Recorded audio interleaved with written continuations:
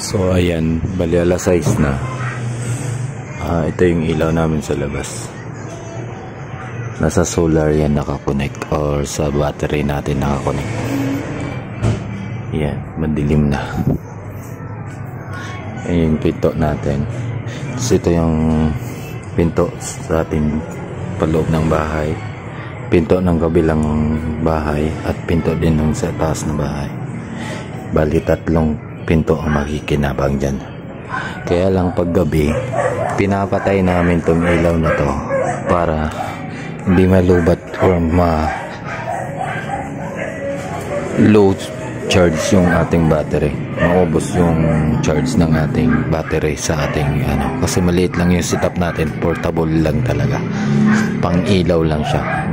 Meron tayong 100 watts na solar panel, tsaka yung ating battery around 21 amp lang. So pag binabad mo siya kinaumagahan, nalulubat na yung ating battery. May katagalan na din naman talaga yung battery natin. Kaya ang gagawin ko dito ay lalagyan ko siya ng sensor na kagaya nito, itong maliit na solar na to na nabili lang sa Shopee, na pag pumunta ka dito gumalaw, iilaw na yan. Yan, kasi may sensor siya, yung RIR, infrared sensor yan. Sensor siya ng moving detection ng any kind of bagay na gumagalaw. So lalagyan natin to para hindi na natin siya pinapatay pag tuwing gabing-gabi, kasi meron tayong tenant or yung dito security guard. Pag gabing-gabi na umuwi siya, ito rin gabing-gabi din sila umuwi, nakapatay ito kasi nga nagtitipid tayo ng battery natin, kaya pinapatay natin yan. Hindi natin siya iniiwan ng magdamag. Kaya para makatulong sa kanila, dapat pagpasok pa lang nila dito sa pinto or sa gate na to, dyan iilaw na to. Yan, kahit at least 1 minutes or seconds lang, pwede na yun para maliwanagan agad sila dyan. Tapos dito sobrang dilim talaga din dito, kasi yung solar na maliit na yan, hindi na yan tumatagal, saglitan na lang yan, kasi yan nga nakayuko na din siya. So yun, i-set up na natin yung dyan. So ayan, ito yung ating in-order sa Shopee na infrared or human body detector na nag-automatic switch siya. Bali dismaya lang tayo dito sa pagkaka-shipping nito kasi hindi naka-bubble wrap. So ayan yung kanyang user manual, technical parameters, meron siyang 12 volts to 24 volts, tapos max load niya is current 6 amp. Tapos ito yung schematic diagram niya or connectivity. So ito yung output tsaka input, dyan natin i-connect. Yan, ito yung output side niya, 12 volts to 24 volts. Tapos yung input side din niya is 12 volts to 24 volts. Bali voice over lang natin to kasi dito sa pinagbibidyohan ko sa bahay lang to, nanonood yung aking anak ng Cocomail, kaya medyo maingay. So ito na yung ni-ready nating parang power supply niya.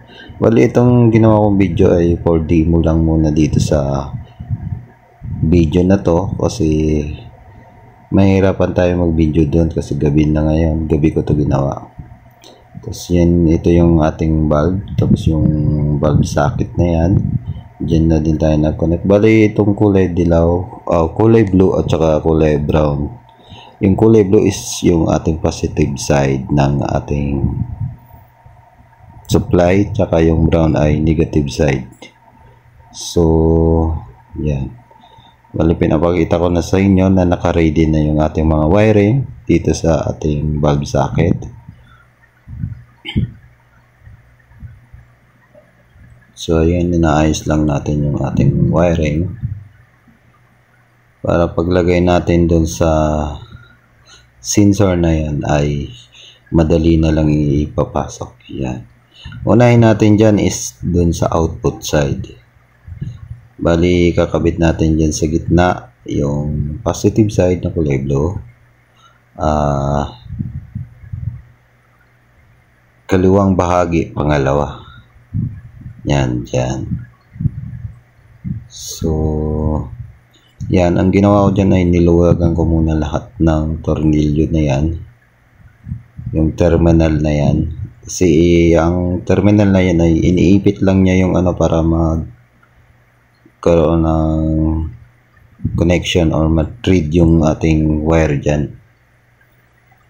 So, ayan, ilagay natin yung ating yan, pinapakita ko yung user manual natin or guide kung how to connect para sa mga magdi-DIY din na kagaya ko. Madali nyo lang sundan nyo lang yung schematic diagram or yung wire na yan or connectivity na yan. So, ayan, ito yung ating positive side sa ating output side din. Kulay blue.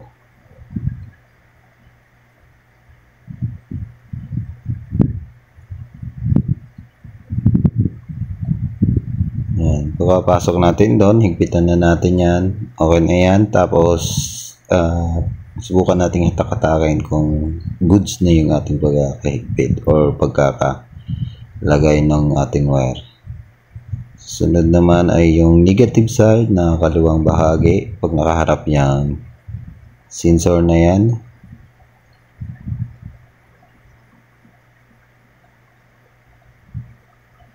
So, yan. Naka-connected na yung ating output side. Yung papuntang bulb or ilaw. Bali, yung bulb natin is 12 volts yan. Na mayroong 2 amp or nasa around 30 watts siya. 30 watts or 25 watts. So, itong kabilang side naman inaayos natin. Itong wire din, ready ko na din yan. Mayroon yung female DC jack or yung pang supply sa mga CCTV. Yung DC jack na yan. So, ayan yung kulay blue. Tinuro ko lang ulit doon sa sa user manual. Yung connectivity niya. Bali, yung kulay blue kasi wala tayong red na wire na available. Kaya, yung kulay blue na lang ang gagawin natin positive side ng ating wirings. Tapos, itong brown, yan yung ating negative side. Bali, itong kinoconnect natin ngayon ay input na yan. Papunta na yan dyan sa supply ng sensor na yan. Component na yan. So, ayan. Bali, nire-recap ko lang from input to output, papunta naman doon sa ating bulb. Bali, ang trabaho nitong sensor na to ay magiging switching lang siya. Tapos ito naman yung adjustable ng seconds and minutes. Bali, ang ginawa ko dyan, in-adjust ko na siya sa around 1 minutes. Ayan. Oh, yan. 1, 3, 5, 8, 10 pala.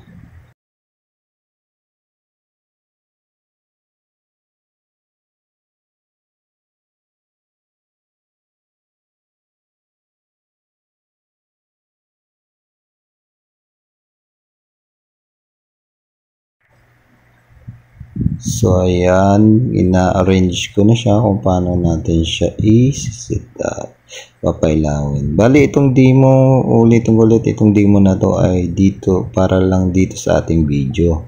Pero ikakabit talaga natin to doon sa ating ilaw sa labas. Kasi hindi ko na mapo-full video yung pagkabit natin doon sa ilaw. Kasi madilim na yan at saka naka-connect na lahat ng ating mga ilaw dun or may nakaabang na connection. Bali, ang gagawin na lang natin, mag-i-splice na lang tayo doon from portable generator natin na 12 volts. I-splice natin or tatanggalin lang natin yung wire papuntang bulb socket, or itong bulb socket na din to ang gagamitin natin. So ayan, umiilaw na siya. Tinis na natin, in-adjust ko na din kung ilang seconds o ilang minutes para mabilis yung video natin. So ayan, ginagalawan ko na siya ng kamay. Yan, nasisensor na yung ating kamay. So pag na-detect niya na may tao or may movement ng body movement, iilaw na siya. Yun lang yung pinaka-purpose ng ating sensor na nilagay dyan.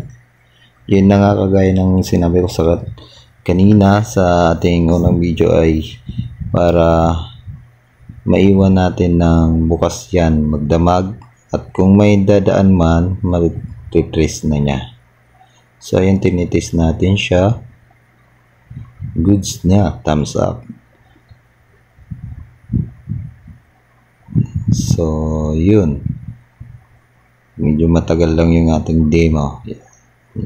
Medyo natuwa din ako, kaya pinaglalaruan na natin siya, or try na natin siyang isindi. So laking tulong nito at magagamit natin to. Halimbawa, yung may setup tayo na 12 volts sa ating CR na ilaw, or magpapasok ka ng CR, di mo na kailangan mag-on and off. Pwede natin i-set up yan dyan. So ito yung ating portable 12 volts generator. Tapos yun yung ilaw natin sa labas.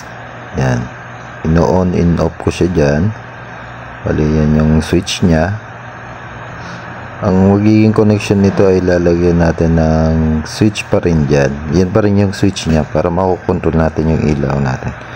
Bali, ito yung ilaw namin sa loob din. Dalawang bulb yan na 12 volts din. Yan yung switch niya.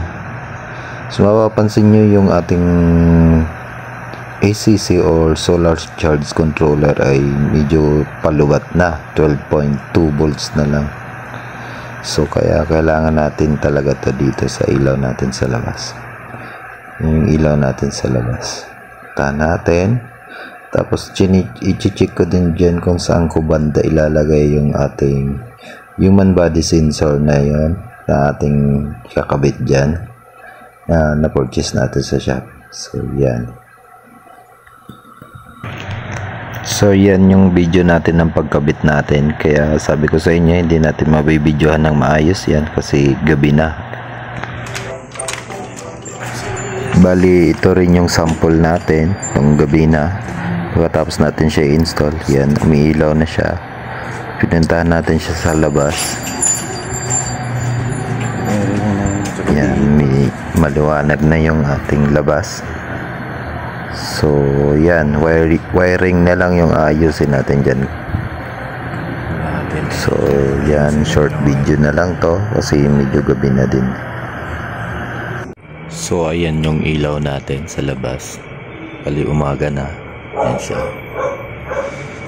Yan dito. Eh pag umaga pala, pag malayo, kahit malayo ka pa, umiilaw na. Ito, lapit pa ako. Yan, umiilaw na. Yan yung kinabit natin.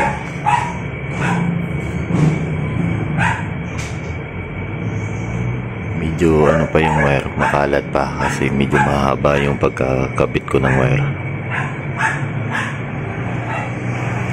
Pero at least kagabi, kaya pinilit ko siyang install kagabi kasi para magamit na nung kasama namin dito sa bahay. Kasi call center siya, gabing-gabi na siya umaalis, o kaya minsan baliktad, gabi-gabi na din siyang dumarating. Kaya wala nang mag-on and off ng ilaw, kaya kinabitan natin ng ganyan para automatic na siya. Tapos ngayong umaga, i-off natin siya kasi yan, naka-automatic yan. Eh, hindi naman kailangan ngayon ng ilaw. i-off natin dito. May switch pa rin siya dito sa ating pinaka-portable generator or yung battery natin. Ito yung switch niya. Yan, umiilaw siya dyan. Yan o. Sa labas. I-off natin dito. Yan. Tapos yan, nag-charge na siya. 13.3. Kagabi, 12.2 na yun. So yan. Punta natin ulit dito. Hindi na iilaw yan kasi in-off na natin doon sa ating switch.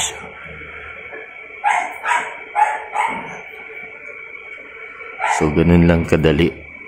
At masasabi kong magandang materialis to. Para dun sa mga mayroong ilaw sa labas. Na 12 volts na nakasit up. O kaya dun sa CR, pwede rin yan. Pag may ilaw kayo na 12 volts sa CR, pwede yan. Para pag may CCR, hindi na pa on and off. Automatic na siya ilaw. Tapos isit nyo lang yung oras kung gaano katagal yung oras. Pero kahit i-set nyo lang ng 1 minutes, kahit basta may tao, mamamatay siya ng kusa. Saglit lang tapos iilaw agad pag nadidetect nyo may tao na gumagalaw. So yun lang mga kadabs. Thank you for watching at sana mag-subscribe kayo sa ating YouTube channel at sana may natutunan kayo sa ating shinare lang na DIY. So yeah.